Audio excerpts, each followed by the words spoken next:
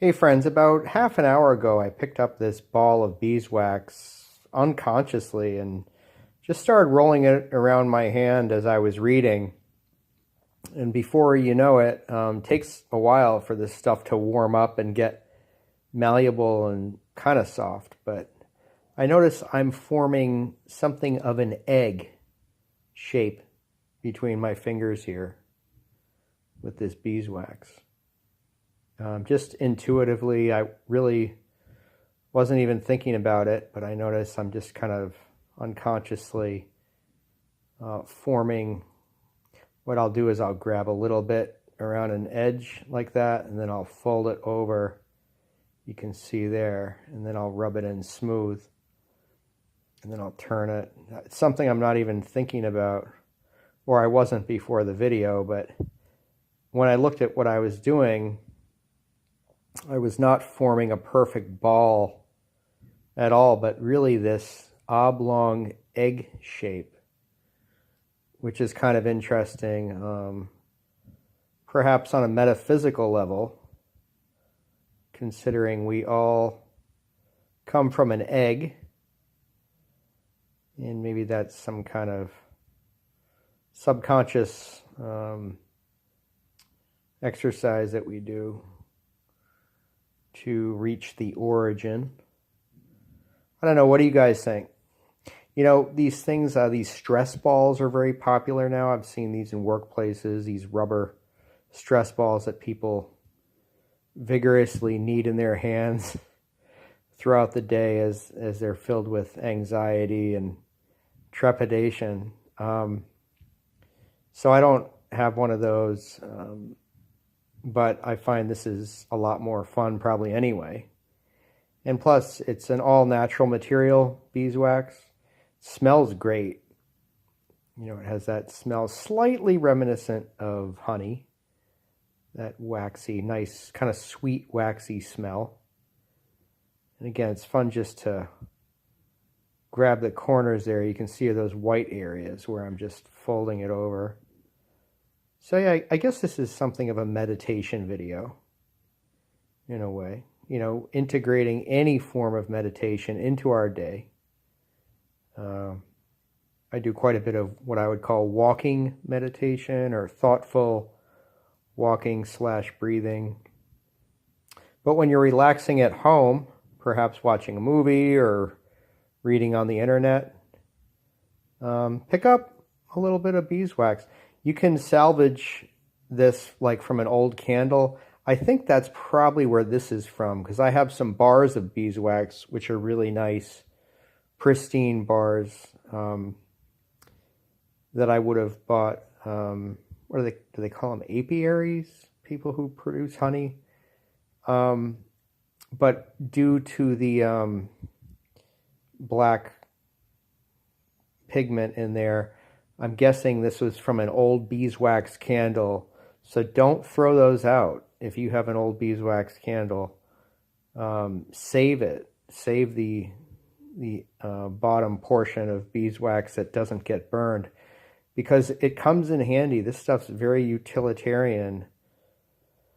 Someone was advising me to use this in wood carving as a finish in combination with linseed oil and turpentine recently. So I'm going to be doing that, as well as I've used this to waterproof my leather boots in the winter. It does impart a waxy, not real stylish aesthetic look, but it's highly functional as a waterproofing material. Beeswax. I've used that for years. Like literally, I could just take this egg right here and just rub it on any kind of leather, and then rub that into the leather, and it lasts longer than any product you would buy in a store. But it also creates a finish that is not real uniform, and it's so that, you know, that's to be taken into account. Anyhow, as I was forming this ball in my fingers here today, I thought, I wonder if I should record that for my YouTube channel. You know, just something different. I subscribe to, a couple channels on YouTube. People are talking about, just like kind of, I would call it kind of new age topics, spiritual new age topics. One guy I like quite a bit on YouTube who talks like that, his name is Phil Good. I don't know if any of you have watched him. There's a woman on YouTube too. She goes by Aluna Ash 9D. She's pretty far out. She does a lot of live streaming with tarot cards and astrology and stuff like that. But I think it goes along with just this kind of like meditative activity of forming a beeswax ball. Something that has been on my mind about those channels I was just mentioning, and something else I've been kind of ties in, a topic I'm really into reading about lately is relativity and space-time, and this kind of notion that the past, the present, and the future is all one, meaning that in another level or dimension or perspective that's really not our own three-dimensional linear timeline life perspective, the way we see things, is that the past, present, and future is all happening at once. And that, in my understanding, that's not really that far out in the concept of relativity, for example. So, I mean, in that kind of paradigm, while we haven't, or while we have or have not developed, say, new technological advancements or medical cures, etc. I mean, think about where we were 100 years ago to where we are today. Wow, incredible change, incredible evolution. But what about 100 years from now? I don't know. Is somewhere that already happening in some kind of space-time continuum? I don't know. I don't really understand that whole scenario, but I find it something interesting to think about as I walk down the street, observing people in the town, going about their day, and then thinking about people 100 years ago doing the same thing, walking down the same streets, who are not here anymore. And then we're here today, walking down the street, most people with their heads lowered towards the ground, going about their business. And then that crop of people goes away and a new crop comes up, and it just seems all too the same. I mean, really, if we look back on 50, 100 years, just imagine wherever you live, go through your town or wherever you live and look down the street, and just imagine things 100 years ago and who was walking those streets. Well, they're not there anymore, and we are not going to be walking down our streets in a while, in a lifetime. So then there will be a new crop of people walking down the street with their heads pointed downward, going about their same business, or with their heads pointed upward, or observing things in their path, hopefully, like I'm trying to do, is kind of a more of an awake awareness to what's going on. So I don't know, is that maybe a way to perceive how the past, present, future is all one? Possibly. last night there was a snow moon. Apparently the moon was as close to the Earth as it ever is. I'll put a picture up here that I took. Actually, it's pretty cool. Holding my Android phone up to my binoculars. I was watching that trajectory over the hours of the early evening of that orb suspended in space under the laws of gravity, orbiting our Earth as we orbit the sun, as the sun orbits the Milky Way galaxy, all around a central black hole called Sagittarius A. And who knows, the Milky Way galaxy is probably orbiting around something in the universe as well. It was just really fascinating last night to look at that full moon and ponder on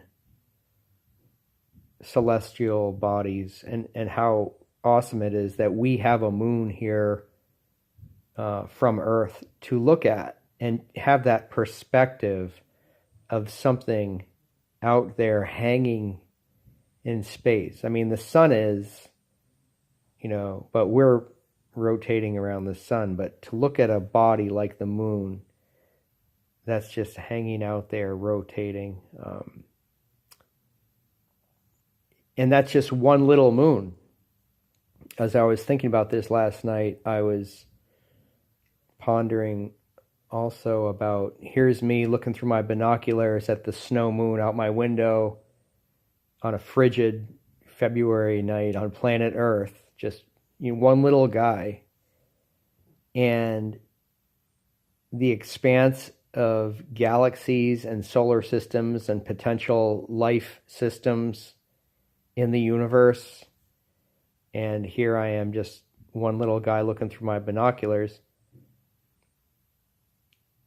I wonder if there's anybody else doing that too in another galaxy, in another dimension. The other thing that I was thinking about looking at the snow moon last night is how perfect of a sphere planets are and moons are.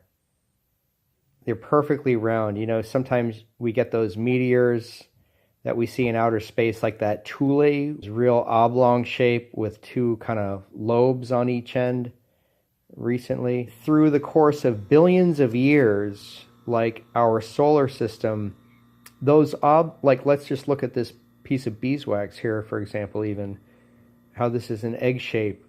Well, over the course of billions of years, careening through space and getting smacked and knocked with asteroids and meteorites, eventually this will take a perfectly round form as it gets knocked around through space. Like a pebble getting round in a stream or a river. If you picked up perfectly round stones, sometimes we would do that when I was a kid. We would look for the perfectly round rocks, and sometimes you would find one that was nearly perfectly round, and you got to figure that would probably only be in the last 20,000 years since the last ice age, where the glaciers retreated and rivers were formed and rocks got tumbled. And of course, some of those rocks are millions of years old, but maybe the tumbling process could be on the order of only a few thousand years old. So it's not difficult to see why things that are careening through space and rotating around suns and even other planets like our moon take on a perfectly spherical shape through time and through weathering and through the bombardment of impacts from other bodies. You can just see how beaten up that poor moon is.